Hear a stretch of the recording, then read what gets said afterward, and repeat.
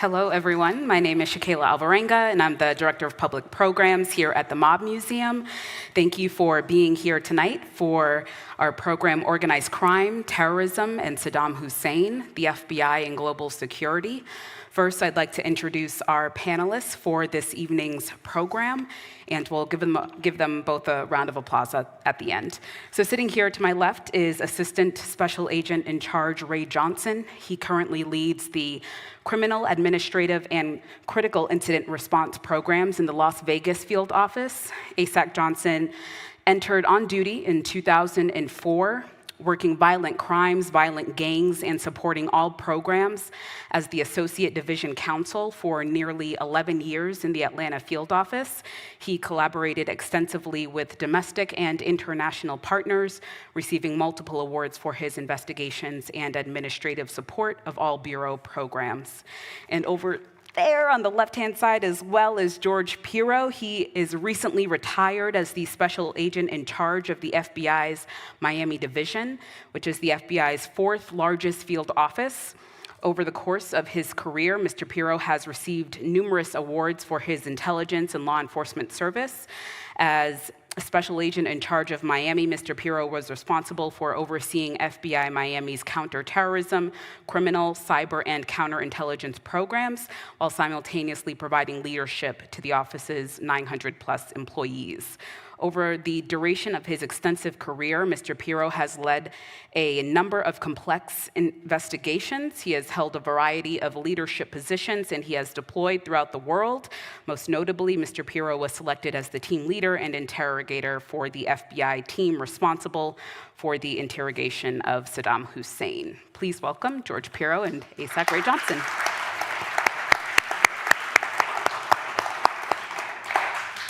So this is how tonight's program will work. The three of us will just kick off tonight's conversation by discussing the connection first between organized crime and terrorism, and then George Piro will take it from there to provide some detailed insight into specific cases that he's been involved with. Sound good?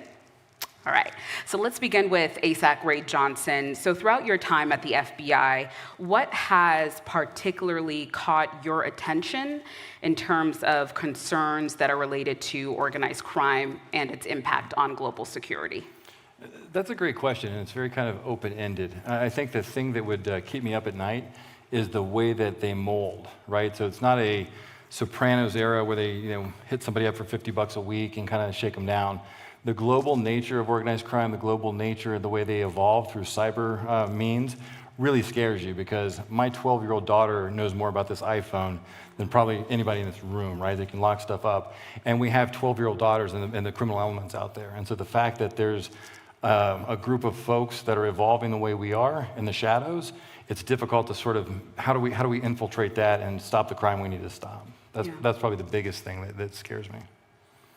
Can you provide some examples of specific cases where you have proceeds from organized crime that are being directly channeled into, let's say, terrorist groups? Sure. One of the most interesting things to think about when it comes to what we call material support of terrorism is we call it terrorism. The bad guys call it just funding their bad stuff, right? So criminal elements or organized crime, they do smuggling, they do human trafficking, they do any number of things that we're used to as a garden variety criminal element, particularly going through the Mob Museum. They're all about capitalism.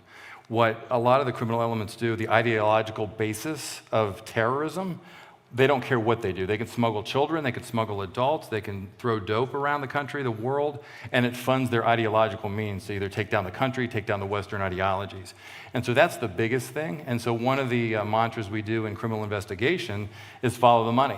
One of the difficult things with that is we're materially supporting terrorism into an area where we don't have a sophisticated banking system, so I can't really track where the money goes. It's kind of like throwing it out in the middle of the desert somewhere. Kind of like Las Vegas, right? It's the middle of the desert, we're throwing money everywhere. But we can find out where that money is, and it goes to keeping our taxes low, so thank you for doing that for us.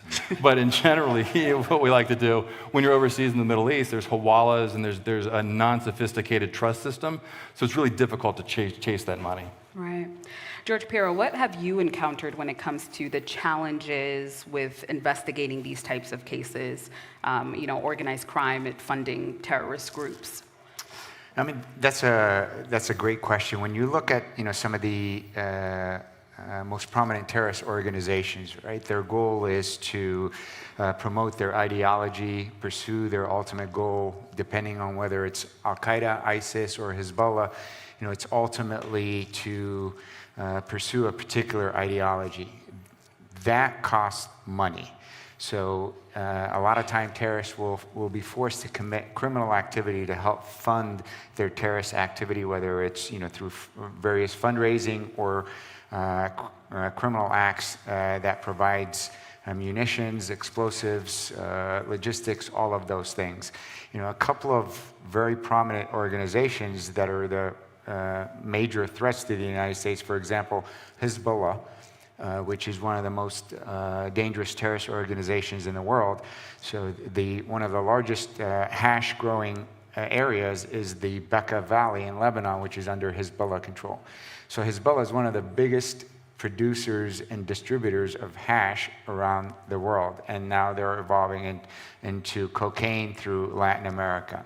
You look at the Taliban, which was the group that was supporting Al-Qaeda, Osama bin Laden, now has regained control of Afghanistan.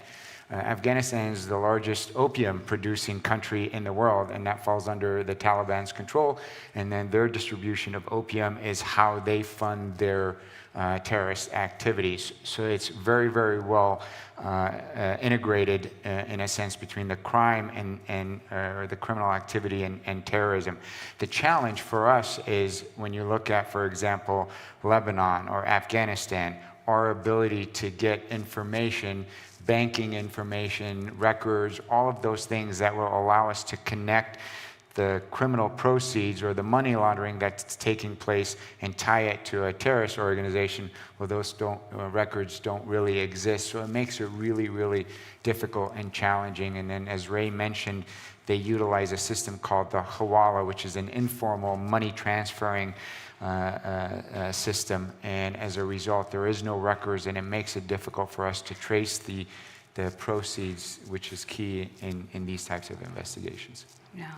Thank you. ASAC Ray Johnson, hoping this is a question you can touch a bit more on. A topic that we've explored quite a bit at the museum is outlaw motorcycle games. Motorcycle gangs, not games. Can you provide an example of the relationship between domestic terrorism and organized crime, and maybe drawing on some instances from motorcycle gangs and how those connect? Great comparison. It's always interesting from the Bureau perspective, and I know George could follow up on this as well, is outlaw motorcycle gangs, by and large, we look at those, and those are bad people doing really bad things. Domestic terrorism, as we see it today's ideology, that's the local version of an international terrorist plot. ISIS, Al-Qaeda, they have an ideological base. We have a triangle, social aspect, the threat to violence, the call to action. There's like this triangular that we call domestic terrorism. Outlaw motorcycle gangs are engaged in trafficking, drug trafficking, and they're criminal all the way through. We have to prove elements of the domestic terrorism front. Some of the things that we see an outlaw motorcycle gang do, they'll have a shootout on a highway. Who remembers the Henderson shootout? Anybody local here, the Henderson shootout on the highway? That's the Hells Angels battling each other, and that's a turf war, and that's your garden variety criminal gang that we see in the country. Yeah. The domestic terrorism are funding their social ideological purposes within our continental United States. The motorcycle gangs are funding their illicit gang purposes, like the old La Cosa Nostra. It's capitalistic, and domestic terrorism does it much more on an ideological basis. They do it they want to change the country. They want to attack our way of life. It's the divide we see in the country a lot now between the left and the right and sort of the fringe elements that are out there. That's the stuff that they're doing for the ideological side versus your traditional outlaw motorcycle gang. They may be running meth, or you've heard about the fentanyl crisis that we have going on. They're very opportunistic and capitalistic versus their goal is to fund their activities versus the ideological side of that is to fund their further mission, similar to Al-Qaeda and ISIS. Yeah. A big case that I wanted to touch upon here, I think that makes sense in the realm of this conversation, was an incident that happened involving drug lord Pablo Escobar. So this was prior to the 1990 elections. Escobar, I'm not sure if some of you in here remember, but orchestrated a massive bombing with the intention of assassinating a presidential candidate. And this attack resulted in the loss of 170 people on board. And considering the historical incidents like the Avianca airplane bombing in Colombia, what lessons, and perhaps this is a question that both of you can answer, what lessons can we draw from incidents like this in addressing contemporary challenges that we face? That particular incident and others truly illustrate the challenge that we face, one as a country, and then of course as an organization. Right, as a country, right, we do truly value our civil liberties and our freedoms. And as we look at some of these incidents and look at how do we protect ourselves while we preserve our civil liberties and our freedoms, and that becomes a very difficult, very challenging perspective, especially for our country. As all of you already know, how difficult it is to get to the airport, go through TSA and all of those things, and none of us really enjoy that. And that's not, it doesn't even touch what some of the other countries have implemented and things like that. So from a security or a threat perspective, as we look at the threats that our country faces, both from an international or domestic, ultimately it's impossible to harden every aspect of our life. Right? So if we value our civil liberties and our freedoms, it's impossible to harden every aspect of our life. Now, the expectation on the FBI is that we are 100% right all the time. I have yet to see a particular element, organization, individual that's 100% right all of the time. But we literally have a zero failure kind of expectation from the American public. And while we accept that demand, we also recognize that it is impossible to provide that. So after 9/11, the organization evolved, and we recognized that our ability to prevent incidents like that is really based on intelligence. And now we focus a lot more on gathering intelligence and identifying potential threats and try to disrupt them before they occur, versus trying to prevent an actual attack after it becomes operational. When we looked at Al-Qaeda, for example, from the moment that Al-Qaeda decided to carry out an attack to the moment that it did, it's on average was about 18 months. So for us to wait until they were actually operational, it really reduced our chance to prevent such an attack. So that's why you'll see later, and then Ray and I mentioned, the FBI has become truly a global organization. We have FBI agents stationed all around the world, and our goal is to prevent the threats from coming to the United States instead of waiting until the threats come here for us to stop them. That is a change that we implemented after 9/11. There are safety and security procedures that that's been implemented to prevent attacks like that. But at the end of the day, the best solution is intelligence. The more accurate, the more reliable the intelligence, the more effective we are. And now we recognize the FBI as not only the premier law enforcement agency in the world, but we're also the best security organization in the world, dedicated to protecting the United States. Our mission is pretty straightforward. It's to protect the American people and uphold the U.S. Constitution. And kind of reinforcing that with the intelligence aspect of it, prior to 9/11, how many people in this room thought a plane would fly into one of the Twin Towers, right? I mean, we were kind of naive to that. And so one of the things that we're doing, and we've evolved over the last 20 plus years, is believe it when the intelligence tells us that. As tragic as it is, the shootout on a highway between two outlaw motorcycle gangs, that's going to happen, right? Two warring gang factions or two neighborhood-based gangs. We can recognize that, and we can wrap our head around it.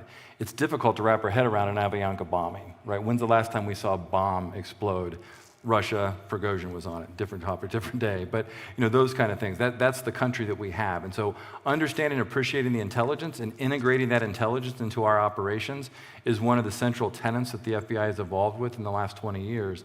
And it gives us the ability to stop an Avianca bombing before it happens. And it also gives us the ability and a unique look into Escobar is a cartel leader. We have cartels, we've got the Sinaloa cartel, the Gulf cartel, all throughout Mexico, and you occasionally see it coming up, and the fentanyl and the drugs that permeate our borders. That's one of those areas right now where those are nation-state size actors. Local street gangs, the Hells Angels, the Outlaws, the Banditos, do not necessarily have the capability to blow up a plane with the extent that Pablo Escobar did. And so one of the organizational canons that we do, we have all the resources across the globe. So when we hear it, we'll act on it quickly. That 18-month timeline that George had mentioned is whittled down because we'll have a tier level. If we see a crisis like that, we'll stop it. We will absolutely stop it. And those are the things that I think are most important to recognize is intelligence drives the organization, not the old school policing, where we've become accustomed over the years. Okay, I see a drunk driving down, I'm going to stop it. Our model would be, I know the drunk before he got out of the bar, and I stopped him and I took his car. Right, that's sort of the way I think about it with some of my folks is like, let's stop it before it happens and recognize what we see and believe it. Yeah. Before we toss it over to Mr. Piro, ASAC, Ray Johnson, one last question for you. So I understand that there might be some limitations on discussing some of the current cases, I should say, but could you shed light on any emerging trends that you've been actively investigating here in Las Vegas? Sure. So there's this great case. No, I'm just kidding. So one of the things that we do is, and I guess from a global level, sort of the top wave of, if you think about it, is the cyber element. That's what we look at in the transnational organized crime. Cyber permeates everything we do, right? Whether it's to the banking, cryptocurrency. I paid somebody with Venmo the other day. My daughter explained what that was, and I still think I didn't pay him, and I walked out and got something for free, right? So it's this ability to kind of understand that cyber is doing a lot of stuff. And one of the things that we're doing and trending forward is we're meeting with all of our partners. The private sector is one of those areas that help us open up to our intelligence base across the globe. When I was in Atlanta, for example, we had major hubs. We had UPS, we have Home Depot, Coca-Cola, all of which have outlets all across the world. They also have targets, right? Because business folks are in there. They're not as hardened as George and I are. When we're overseas, we're doing all sorts of silly stuff. We know we're being watched. We know that we're a hard target to grab. But somebody over there trying to sell Coca-Cola in Uzbekistan is not necessarily focused on the dual agent operation that they're going to try to flip them. Or they have another nation-state actor trying to install something in their computer to come back and have a cyber attack on their computer. So those are the kind of things that I think the most trending that we're seeing, especially in Las Vegas. 50 million people come in and out of here every year, right? And so that's a prime target for cyber actors to install malware, to do denial of service attacks. And that's the kind of stuff that if you learn it today, you're going to have to forget it tomorrow because it's new on Saturday, right? And so we have to stay way above the trending on that and getting out in front of that and getting the support of everyone. So those are the trend lines I'm seeing when it comes to how to navigate that. And it kind of leads into sort of the global terrorism side of that because it is a global problem because those actors are in farms in Russia and China and Ukraine and areas like that. Yeah. Thank you. It is certainly a pleasure to have the both of you here, an honor here at the museum. And George, we'll toss it over to you. Okay.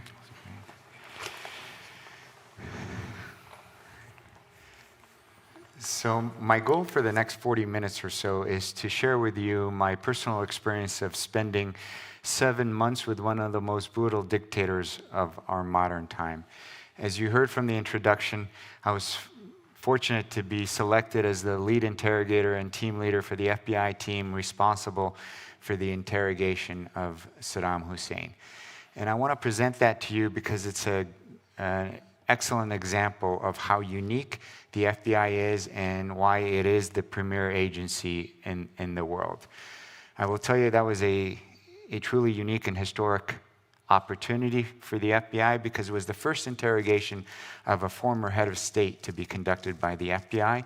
And to date, it is still the longest interrogation in FBI history, where it was nearly 7 straight months in Iraq in a war zone.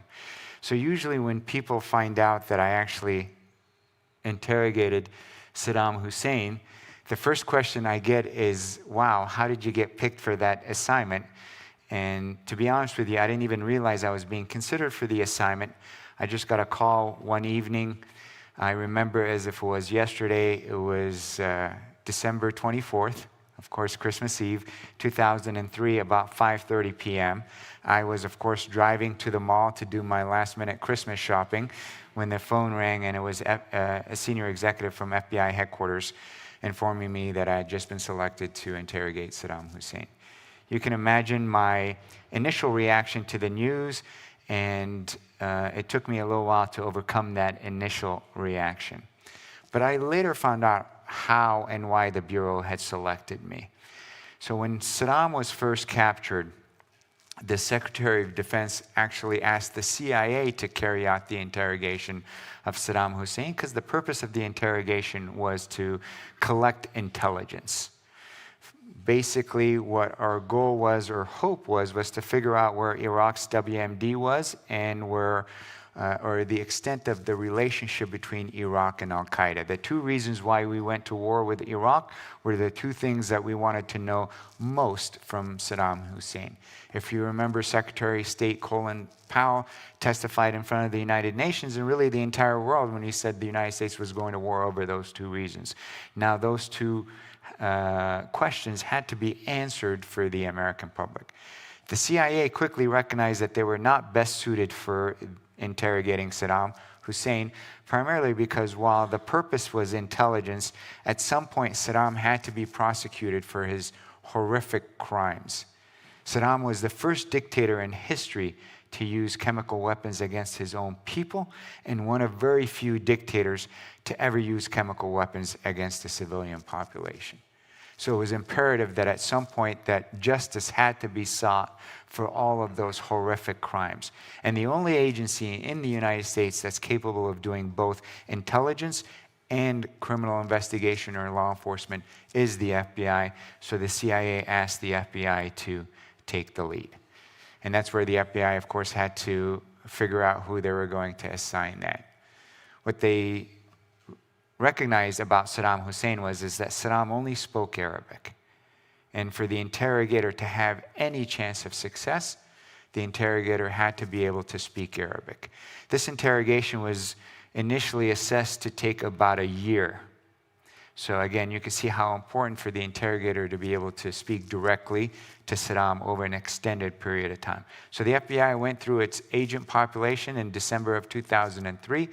At that point, we had nearly 12,000 FBI agents stationed around the world, and as they went through all of the 12,000, they quickly realized they had about 12 that could speak Arabic. I happened to be one of the 12, so you could see how my chances dramatically increased at that point. I'm actually from Beirut, Lebanon. I was born and raised in Beirut. My family and I were very, very fortunate to have the ability to escape the horrible civil war in 1979 when I was 12. We fled on a small fishing boat from Beirut to Cyprus and made the long journey to the United States. When I actually moved here at 12, I couldn't speak a word of English and settled in Northern California. I became a naturalized citizen at 17 and enlisted in the Air Force on my 18th birthday and was serving my country until last year when I finally retired from the FBI. So Arabic was one of my first languages, and you could see why or how valuable that was. Of course, the interrogator also had to understand who Saddam Hussein was, Iraq, the Arab culture, things like that. I will tell you, I was part of the first FBI team to deploy to Iraq, so I was actually there in March of 2003 through July of 2003, not only looking for Saddam and some of the other high-value targets, but carrying out other FBI operations. As I mentioned to you, the FBI is a global organization, and we are forward deployed. We are in places like Iraq and Afghanistan and Yemen and Somalia. Everywhere where there's a potential threat against the United States, FBI agents are embedded or with the military or on their own, trying to identify and prevent threats against our country. So I was part of the first team to deploy out there. So I started to develop an understanding who Saddam Hussein was, the Arab culture, the Ba'ath Party, which was his political organization, which was going to be really vital as we looked at developing that interrogation strategy or our plan. And of course, the interrogator at the end had to be a good interrogator. I was a police officer before joining the FBI and was a homicide detective, so I had the opportunity to do many, many interrogations and develop my interrogation skills. So I recognize how lucky and fortunate I was for my name to make it to the top of the list and be selected for this assignment. So the photo that you're seeing on your left, that is the youngest photo available of Saddam Hussein. That's Saddam at age 12. Of course, the photo on the right, that is Saddam Hussein on December 13th when he was captured. So let me just give you a little background on Saddam Hussein, because it is important as we talk about the interrogation.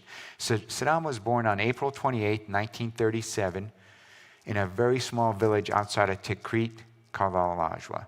He was born in a mud hut with no electricity, no water. Saddam didn't have a father. His mother married his uncle, who became his stepfather and was extremely abusive to Saddam. Extremely abusive, forced him to commit petty crimes just to help feed the family. That's how poor they were. But that childhood shaped who Saddam Hussein became as a man. What instilled in him was a deep desire to prove that he was worthy, or that he was better than what everyone thought of him or how everyone saw him.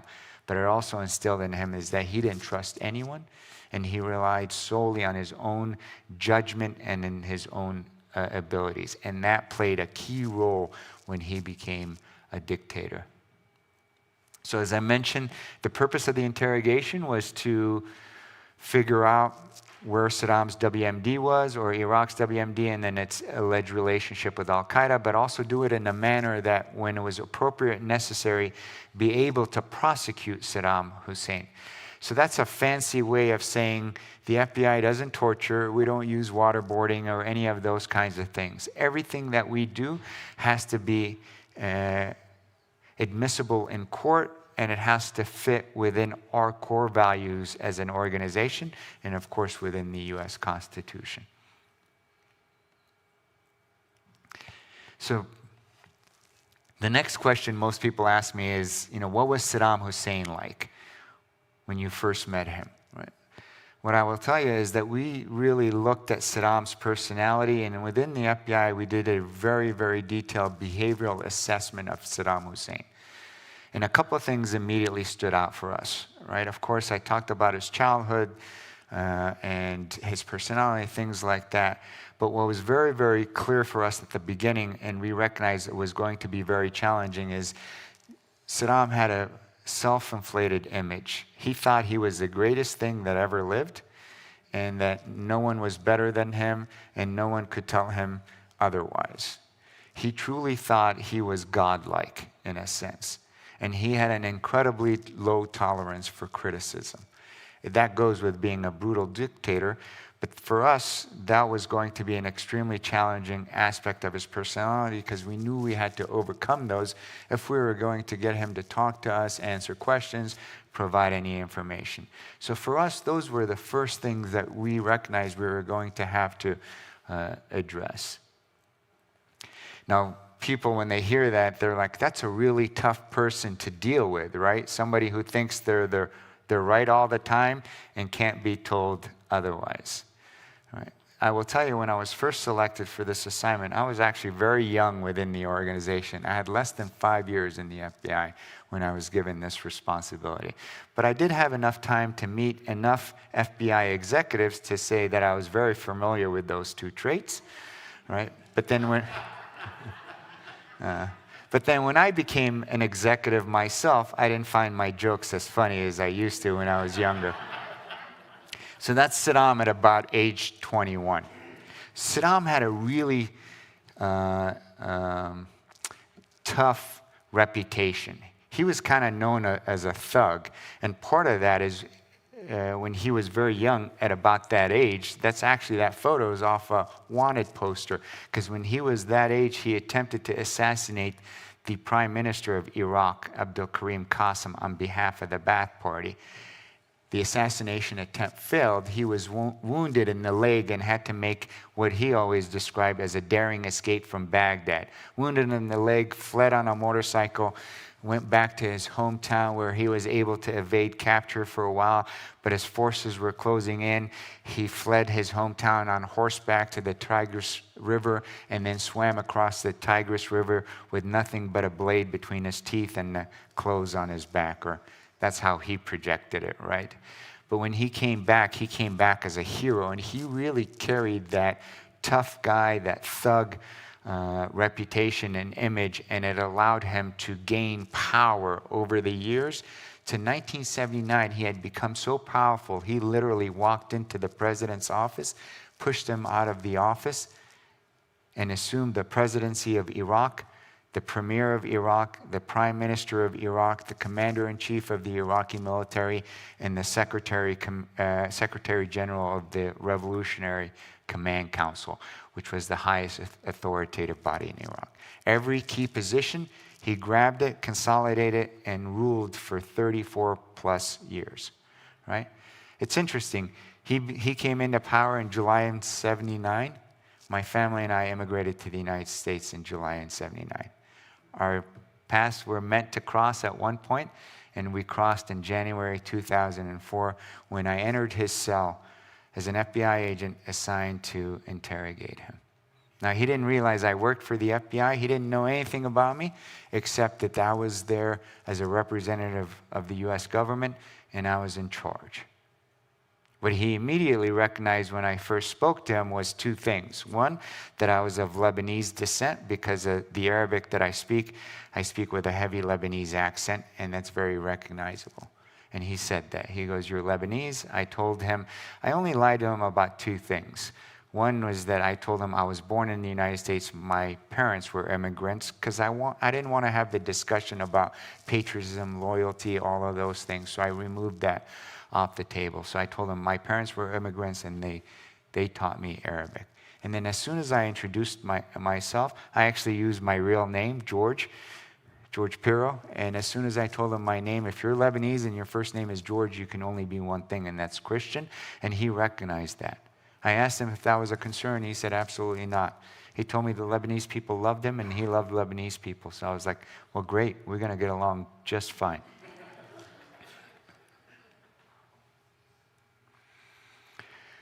So the goal with the interrogation and the way the FBI carries out its interrogations, we use a particular method. We call it rapport-based. And that's where the interrogator develops rapport with the subject, really, so that the interrogator can understand the subject and use that to leverage, the questioning.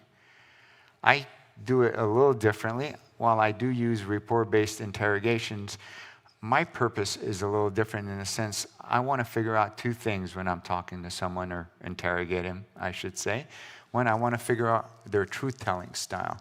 Right? We all have a particular manner that when we're communicating truthfully, that we do it in a very unique and very specific manner, both verbally and non-verbally.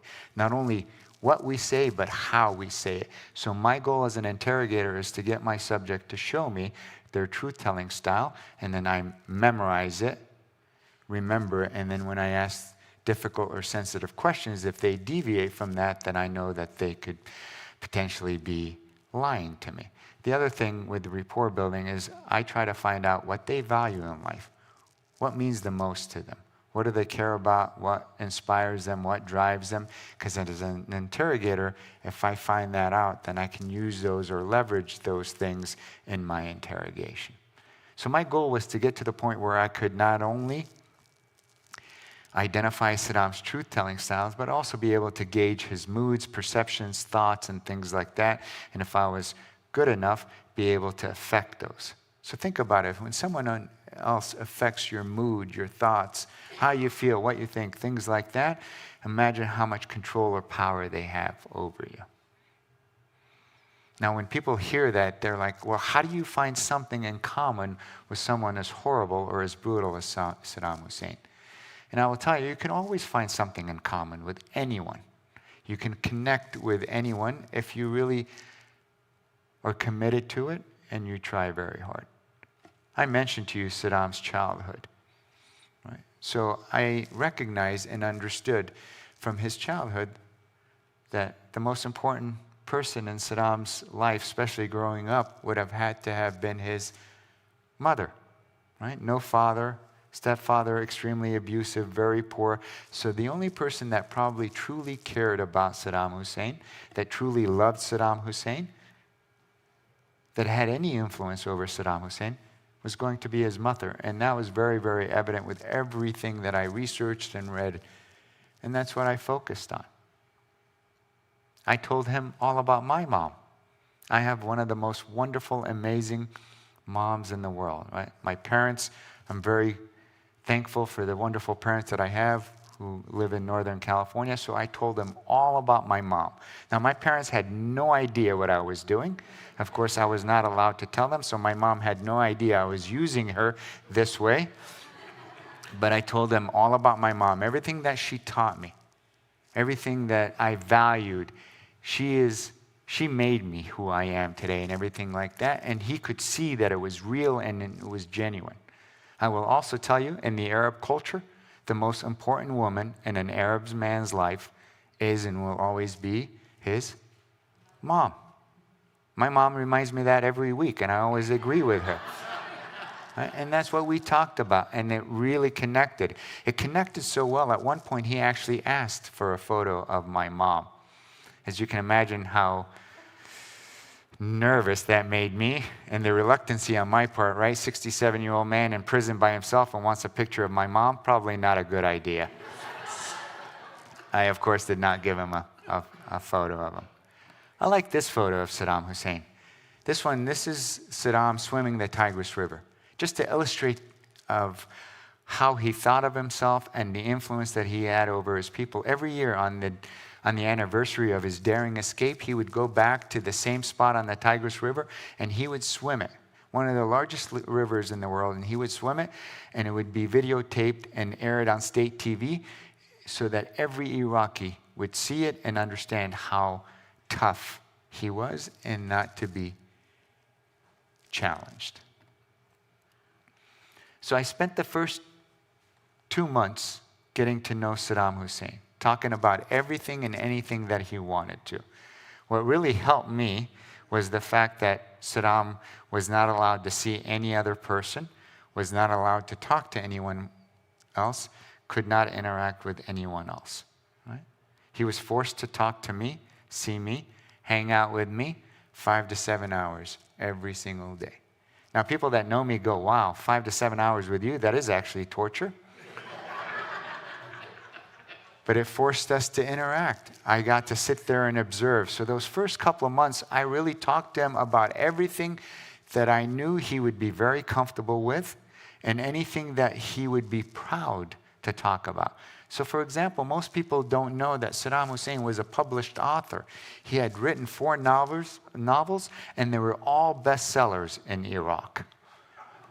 So one of our first topics was his first published book. I'd read it, and he was shocked to know that I had actually read it. It was called Zabiba and the King, and Zabiba was a beautiful Arab woman with long flowing black hair and beautiful dark eyes. She represented Iraq. She was married to a horrible old man who physically and mentally abused her. The old man represented the United States. And then there was the king, handsome, dashing, comes and rescues Zabiba, pulls her out of the misery, and they live happily ever after in the palace, right? Guess who the king is? So our first series of discussions were about things like Zabiba and the king. Now again, as I mentioned to you, I had less than 5 years in the FBI at the time, and I was told at the time that my reports were read by 3 people: the director of the FBI, the director of the CIA, and the president of the United States. I could only imagine their shock or their reaction as they're reading my reports, and we're talking about Zabiba and the king and the meaning behind it and all of that stuff. Fortunately, nobody said anything to me, and I kept on that particular path. Slowly building that rapport, slowly building that connection, over time becoming more and more emotionally and psychologically attached to me. This is his second favorite photo of himself, If you don't recognize this photo, this is him celebrating his re-election as the president of Iraq in October of 2002, just before the 2003 war. Right? The Iraqis had elections for president, and he had received 100% of the Iraqi vote. Now, of course, he was the only candidate on the ballot, and everyone had to vote, but he did get 100% of the Iraqi vote. Again, another illustration during that rapport building and playing to his ego and image and all of that, I told him that he did something that the greatest country will never be able to match. No American president has ever received 100% of the American vote, and I can honestly say that no American president will ever receive 100% of the American vote, right? So I told him he beat the greatest country in the world. What he didn't realize that later we showed him the videos of his statues being torn down, the Iraqis celebrating. You know, my favorite, not his, mine, was his head being dragged on a chain with the guy riding it and slapping it with a shoe. Every American's seen that video or that image, and I will tell you, so did Saddam Hussein. His reaction was a little different than ours. But again, to illustrate, you know, over that 7 months, we had placed him on what I'd like to call an emotional roller coaster. There were some wonderful highs and some wonderful lows, right? And periodically he would be riding up and down. So emotionally he could not control, you know, his environment or his emotion, and as a result, it made him vulnerable in a sense that he couldn't be mentally as tough or as guarded as he wanted to. I knew we were making progress when one day he looked at me, he's like, "George, I know who you are," meaning that he knew I was an intelligence officer or what my purpose and reason that I was there for. And he told me, "My head tells me not to talk to you, but my heart can't help it." Right? I was a little uncomfortable with that statement, but it was a very important and effective statement. So for the first couple of months, again, just spending 5 to 7 hours with him, getting to know him, getting to understand what he valued in life. What he cared about wasn't his people. It wasn't money. It wasn't his family. It was none of those things that you would think would inspire or motivate someone like him. What he cared about, what he thought about, what he valued was his legacy. He saw Iraq as the cradle of civilization, right? Which it truly is. If you think about some of the most important advancements of our modern time, they've come out of Iraq. For example, the first criminal code, which is the basis of the modern penal code system, was developed in Iraq under King Hammurabi. The first formal military empire, military structure, Iraq, under King Sargon. The first library, irrigation system, post office, Iraq. And I can go on and on. So when you think about Iraq, truly as the cradle of civilization, 4 leaders immediately stand out. Hammurabi, Sargon, Nebuchadnezzar, and Salahuddin. Salahuddin being the one that recaptured Jerusalem from the Crusaders. In Saddam's mind, he's number 5. 5 chronologically, not 5th best, but in chronological order. And that's how he wanted to be remembered. He told me he cared more about what people thought about him 500 or 1,000 years than that moment that we were talking about. So that's what really he focused on. And as a result, after building that rapport, we really focused on his legacy and his place in history. The turning point, which surprises most, is his birthday, April 28th. Right? So prior to the war, it was Iraqi law that every home in Iraq threw a birthday party for Saddam Hussein. And every home in Iraq celebrated Saddam's birthday. And what he would do for his birthday is he would drive around and stop and celebrate his birthday with ordinary people. People he had never met, people that had no idea their president was coming to their home, yet they were prepared and ready to celebrate his birthday if he ever showed up. So he would just drive around, and we found this out because we recovered videos at his palace which showed this. He would drive around and he'd pick a house, he would stop, get out, walk up, knock on the door, people would open the door, and you would see the genuine shock and fear on their face when they see their president standing there. But they would welcome him in, and they'd literally have a party ready to go, untouched, just in case he walked in. And then the party would start, music, a little food, a little dancing. They would celebrate it with him. And then at the end, he would thank them, they would thank him. And then he would leave, get back in the car, drive, and then pick the next random house, and it starts all over. And he did that for the entire day. That's actually kind of a cool way to spend your birthday, right? But imagine what that does to your ego, right? How that plays to your ego. So up to April 28, 2004, he was telling us how much the Iraqi people loved him, admired him, worshipped him, adored him. So this was their opportunity to show how truly they felt about Saddam Hussein. Now, we had a really, really good idea of what the Iraqis were going to do. Apparently, he didn't. Because up to that point, he was, as I mentioned, he was segregated, so he had no access to TV or newspapers or anything like that, right? I just want to remind you, this is 2004, so Twitter didn't exist. Instagram, Facebook, none of those things. It was still dial-up internet and nobody had it. So we still relied on actual TV and newspapers for our news. So we were really able to kind of control that. So on this particular day, on his birthday, it was the first time we allowed him to see TV and read newspapers. And I will tell you, Iraqis were celebrating not only in Iraq, but really all over the world. There were parties everywhere. Parties had consumed Iraq, but everybody was celebrating not having to celebrate Saddam Hussein's birthday. And we just poured that on to him all day, just poured it on. Here was his people truly having the opportunity to show how they felt about him, and they were. And we just poured it on to him. I will tell you, it was the most depressed I saw him over the nearly 8 months that I spent with him. And we just poured it on, poured it on, poured it on, all the way till the end of the night. At the end of the day, when he hit rock bottom, the only people that cared it was his birthday, or even took a moment to recognize and celebrate his birthday, was the FBI.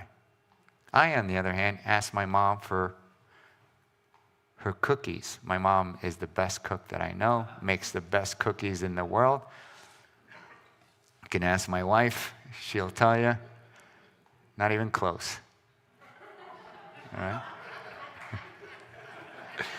So my mom, of course, thinking she's sending them to me, so she sends me her best homemade cookies, not realizing that I was actually, again, using my mom to further my goals. And at the end of the night, I gave him my mom's cookies. He recognized they were my mom's cookies. We had some tea, which is very traditional in the Arab culture, picked up his spirits, and moved on. But that was a true turning point for him when he finally got to realize how the Iraqis saw him and felt about him. It was at that point that reality, as we say it or call it, was starting to set in to Saddam Hussein. But I will tell you, sometimes it's better to be lucky than good. The final kind of point that allowed us to have success in this interrogation is he got sick. He was having stomach issues, throughout the time that I was with him, and then I was fortunate. I had an incredible military doctor who recognized and decided that we had to carry out a particular exam that was going to help identify the cause of the issues. Saddam was suffering from stomach pains, and he had severe diarrhea issues, throughout his custody. So the doctor decided we had to take him into the hospital, which was in the green zone, and run a CT scan to look at his intestines to determine what was the cause of the issues. Eventually, we determined he had double hernias, which was a major part of the issue. So you can imagine the logistical nightmare of moving Saddam Hussein from the airport, which is where he was being held, to the green zone, which is where the hospital was. 35-minute helicopter ride, because it was too dangerous, too violent to drive, because there's only one road from the airport to the capital. Just like most major cities, the airport is always on the outskirts, and as a result, the insurgents had covered that road with IEDs, so it was unsafe for us to drive. So we had to fly in the middle of the night, conceal his movement, had 2 Blackhawks, one with him and I on it, the other as a decoy, with Apaches flying cover, circling us, protecting us, a quick reaction ground force that was going to come and get us if we were shot down. Half of the hospital shut down for security. He was moved in the back of an ambulance, hidden, so no one knew where he was or was being moved. Right? So we thought we had addressed every security, logistical, practical need to move him safely and securely. Now, if you were afraid of flying, at some point you probably would have mentioned that to your caretaker, your guardian, your protector, your bodyguard, or your person who was holding you, right? So it must have slipped his mind because he didn't mention it to me, and I had no idea he was afraid of flying. So as you can imagine, when I loaded him up on the Black Hawk, right, his body armor on, shackled, blindfolded, because military regulations require that he be transported blindfolded. When we took off, and it was a combat takeoff, which means it's a very scary, aggressive takeoff. Now, if you're not afraid of flying, it's really cool. If you're petrified of flying and you're blindfolded and shackled, I'm sure it scares everything out of you. And it did for him. As soon as we take off, he tells me he's afraid of flying, he has a panic attack, and he is truly freaking out. So there I am next to him for 35 minutes, can't step off the helicopter, there's nothing I can do. Right? So imagine being in that position with a guy next to you, and he is not only afraid for his life, but is now panicking and reacting and thrashing around the helicopter. What would you do? How do you handle something like that, right? So I was desperate. I didn't know what to do. All I could come up with was I decided to give him a massage. So I started to rub his shoulders and whisper sweet things in his ear and try to calm him. So for 35 minutes, I caressed him and told him that, with the softest, sweetest voice I could come up with, that he was going to be fine, all of those kinds of things, not to worry, listen to the sound of my voice, calm, things like that. I don't remember saying this, but he told me I actually said it, was I promised him that I would not let anything happen to him, and then I would protect him. And that really resonated. It impacted him. It changed him. It moved him, is what he said. So we get to the hospital. We get to start taking the test. To take the test, you have to drink this chalky liquid. Oh, some of you have had that test, apparently. For those of you that haven't, it's not a fun test, because that chalky liquid comes out at some point, and it comes out quickly. So for Saddam, it didn't take the hour and a half that it normally takes. It took about 10 minutes, right? He started screaming like I've never heard anyone scream. I've never seen fear on a man's face like I saw on his when we brought the machine down. And he looks at me, and all he could think of is, George, where's the bathroom? So I point him to the bathroom, and I can still vividly see him running across the hospital in his bare feet, running on his tiptoes with the hospital gown just flapping open with nothing else in. Took care of him. cared for him, helped him through some very difficult times. And he remembered that, and he was affected by that. When I brought him back is when he told me about, what I had said, and he told me that I never left his side. And at that point is when I realized that I pretty much could ask him any question I wanted, and he would answer those. And it was then, this is about 5 months into it, that the first topic of WMD came up. By then, unfortunately, we had discovered that Iraq did not have the WMD that we had suspected prior to the war, so our tasking or goal was to figure out why we were wrong about Iraq's WMD and what were Saddam's long-term intentions. What Saddam told me is that the United States was never Iraq's biggest enemy or biggest threat. It wasn't even Israel. It was Iran, his next-door neighbor, a country that he had fought an 8-year war, a war that he almost lost. And the only sense of victory was because of his far more developed weapons capability and WMD. His biggest fear was that Iran was going to figure out how weak and vulnerable he had become as a result of the sanctions and the inspections, and they were the only true threat to Iraq's sovereignty. If Iran had discovered how vulnerable Iraq was, nothing would have stopped them from reinvading. The war between the two countries had never really ended. There was a fragile ceasefire.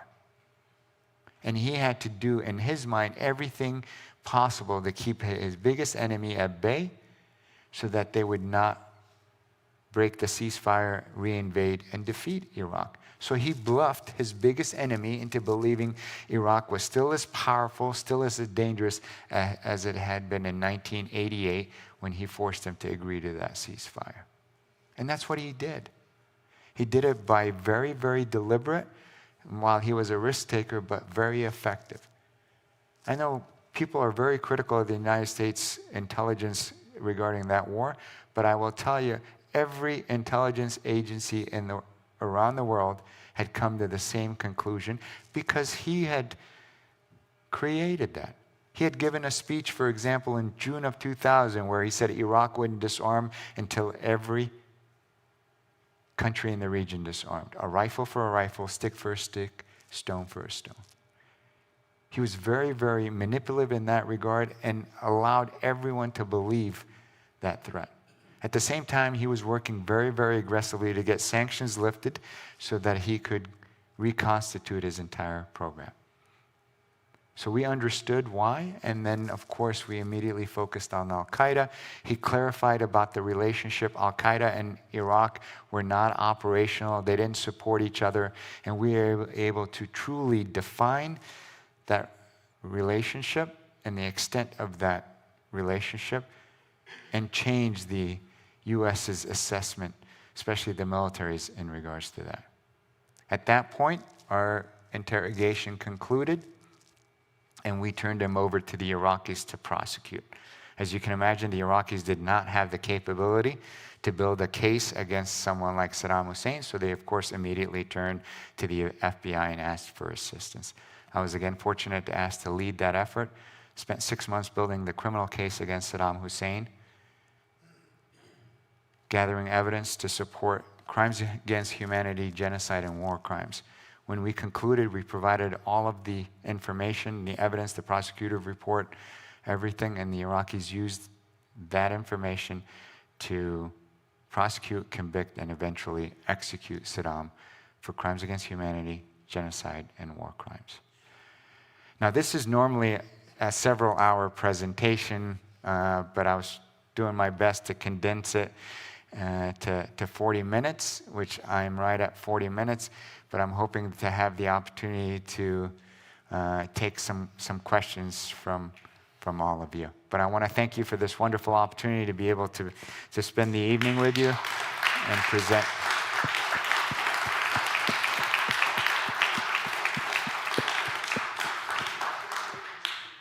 Does anyone have any questions? Yeah, can you go another 40 minutes?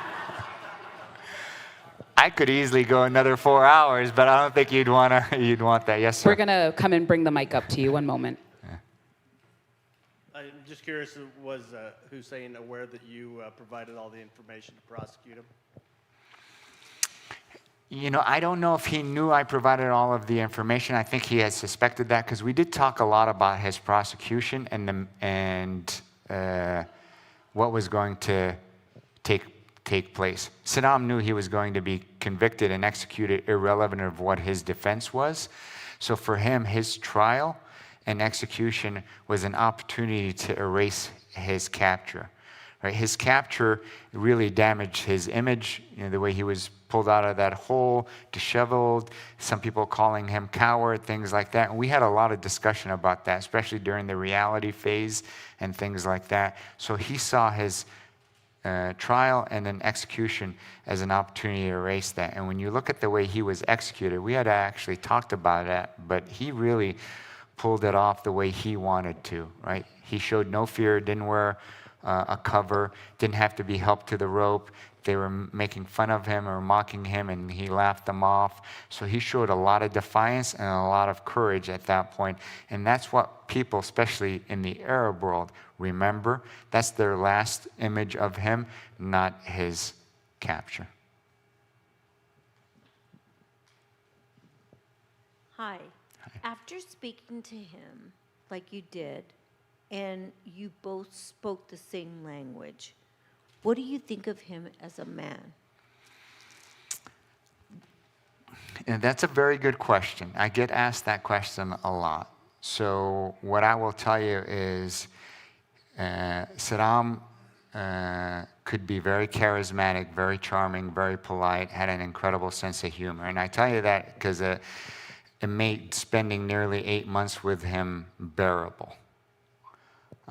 But I never forgot how evil he was, because as I prepared every single day for my interactions with him, as I would study every aspect of everything, so I was very prepared. It was hard not to forget the effects of sarin and mustard gas on women, children, the elderly, which were the majority of his victims, and his horrific atrocities and torture and things like that. So for me, I never lost sight of who he was, and I still have the same thought of him as an individual. But I also recognize I got to see a side that most people never had a chance to see. In the course of your discussions, did anything come up as to his motivation behind the invasion of Kuwait? That is a wonderful question, and I'm glad you asked that. Absolutely. We talked a lot about the invasion of Kuwait, and you're going to be blown away by his response. So, if you recall, in 1990, there was a dispute between Iraq and Kuwait. So from Iraq's perspective, the Kuwaitis, and this is documented by the United Nations, were cross-drilling into Iraqi territory. That means they were stealing Iraqi oil. They were also underbidding the OPEC set price for the barrel of oil, truly adversely affecting the economy of Iraq. And they repeatedly were doing this to provoke the Iraqis. Saddam had raised this at the OPEC meeting, at the Arab summit, and the Kuwaitis continued to dismiss and insult the Iraqis. In July of 1990, Saddam sent his Minister of Foreign Affairs to meet with Emir al-Sabah, the ruler of Kuwait, and try to resolve the issues. And the emir said that he would not stop doing what he was doing until he turned every Iraqi woman into a $10 prostitute. The minister came back, told Saddam exactly what the emir said. Saddam lost his mind and told me that his goal was to rape and pillage the country of Kuwait, so that emir would never, ever dare to speak to him in that fashion or any other Arab leader. He was going to punish him for insulting him in that manner, and it's the angriest I ever saw him in the 8 months that I spent with him when he talked about that. And then he told me he was angry that it took his military 2.5 hours to invade Kuwait. But he was going to take everything they had, everything, even the stuff that was bolted down, he was going to take it so that no one ever dare speak to him in that fashion. What he didn't expect and what he didn't calculate was President Bush, 41, responding the way he did, reacting and then sending troops, and then finding himself in that standoff, which he couldn't back down because then he would look like a coward, and that led to the 1991 war. So the war started over an insult. Yes, ma'am. Oh. In your opinion, sir, with the aftermath of the invasion of Iraq and the rising of Daesh in Iraq and Syria, was all of this worth it? Or would it have been better the devil you know, leave it alone, and maybe hope or encourage some kind of coup attempt against it? You know, that's a really good question. And, you know, before I retired, I was not allowed to give my personal opinions, but now that I'm retired, I am. So, you know, I truly wonder whether that is the impact of our decision to invade Iraq. Because if you look at where Iraq is today, it is definitely, things have not improved for that country. You know, and the suffering that that country has gone through for the last 20 years, and the division that that country now has that will never be recovered. So it's hard to say whether that decision was the right decision in that regard. You know, and unfortunately, again, I'm retired, so I'm entitled to my opinion. You know, we still make that same mistakes or the same mistakes. I mean, look at Libya. You know, we made the decision to remove or assist in the removal of Gaddafi, and now Libya is a failed state. We lost an incredible ambassador and things like that. So, you know, the old saying, you know, the evil that you know is better than the evil that you don't know. You know, with Saddam, at least he kept the country together. You know, and his motivation was nationalism, so everyone was, you know, connected in that regard. But again, you know, when you look at his atrocities, it's hard. You know, thankfully, I was never that talented to find myself in a position where I had to make these super tough decisions. You know, as the old saying, you know, as an operator, not a policymaker, my job is to, you know, to do my role as best as I could. But I do struggle with, you know, with that decision or you know, the aftermath that Iraq faces, and I don't see things changing for the better for Iraq. One moment. I'm a little fuzzy on history with the passage of these decades, but what did Saddam ever tell you regarding how he felt about how his relationship with the U.S. Turned from being with Rick Francona and friends with the U.S. to, or an ally of convenience perhaps, but nonetheless, to the point where the U.S. invaded and ultimately had him imprisoned and executed? Wow. What did he say about how he felt about that relationship change?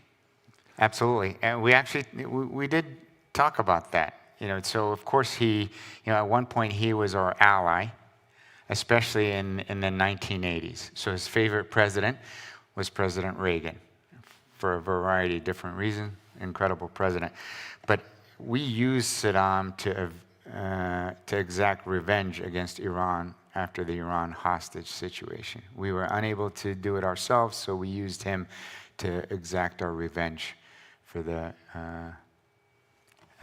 hostage situation. So during that period, he really benefited or understood and valued being an ally of the United States.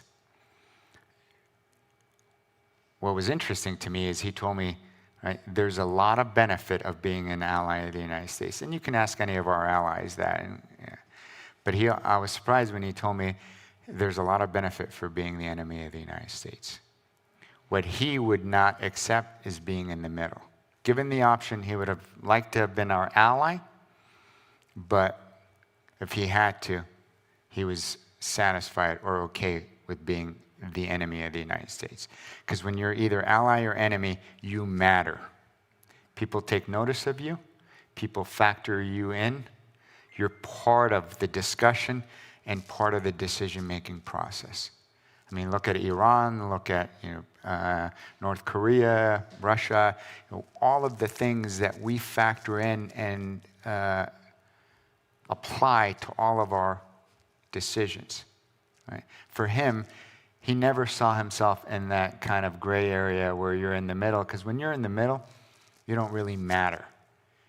You're not important, and you're not, of course, in any way, part of anything. So, right, his favorite president was President Reagan, but that's when we had our best relationship. He actually respected 41. He thought 41 was a very honorable guy. Had no feelings either way toward President Clinton. Despised 43. But of course, 43 removed him. It's funny, I had the incredible privilege, again, as an immigrant, I look at, professionally, some of the incredible opportunities that I've had. Right? I am an example of the American dream, coming here with not being able to speak English and getting to the point where I was an assistant director in the FBI, been to the Oval Office, met the President of the United States, briefed him, had the privilege of meeting 41 at his library, and President Bush, 41, asked me the toughest question I've ever been asked. And he asked me, who did Saddam hate more, me or my son? And I was thinking, how do you answer that question, all right? So, but for him, being our enemy, he was willing to accept that versus being in the middle and nobody caring about you. One last question.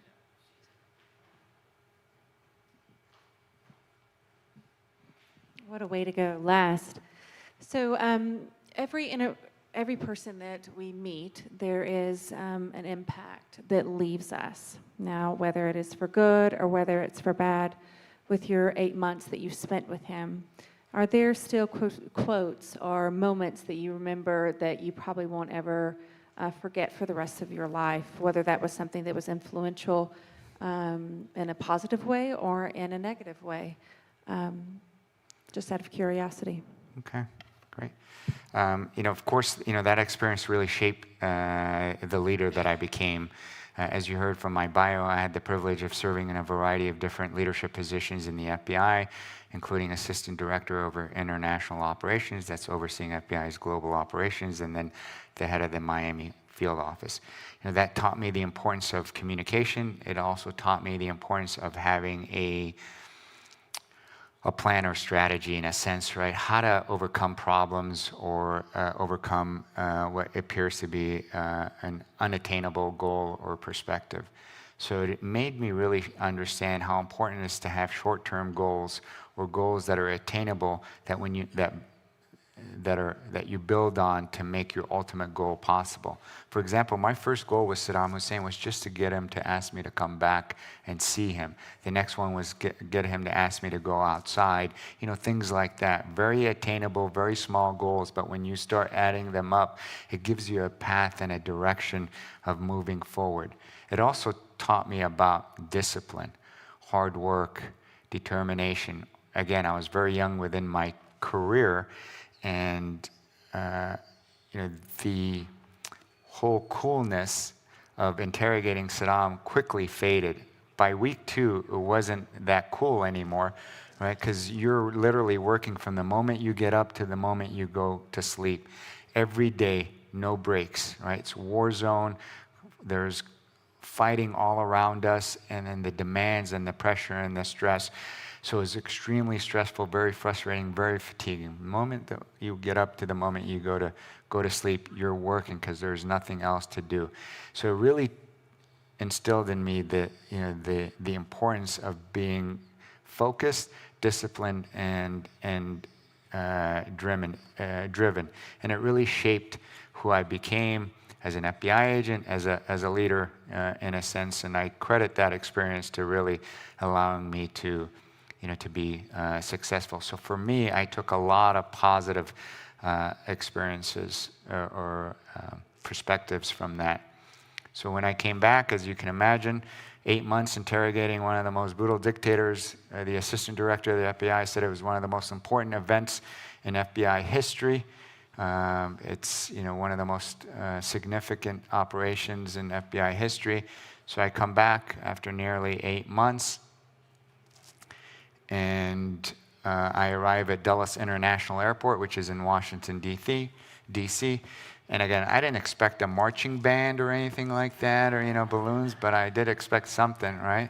And my team had forgotten I was coming back. They forgot to pick me up at the airport, and I remember walking out and thinking, okay, I guess I'll be taking a cab, and it put things in perspective.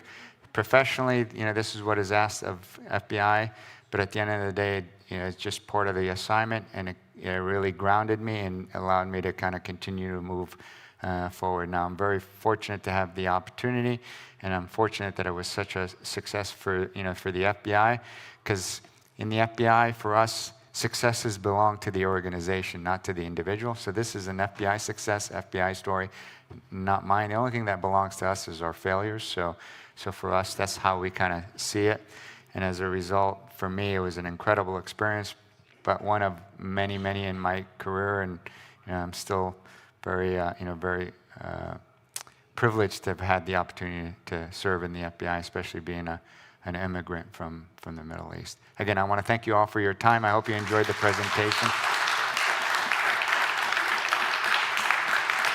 Thank you.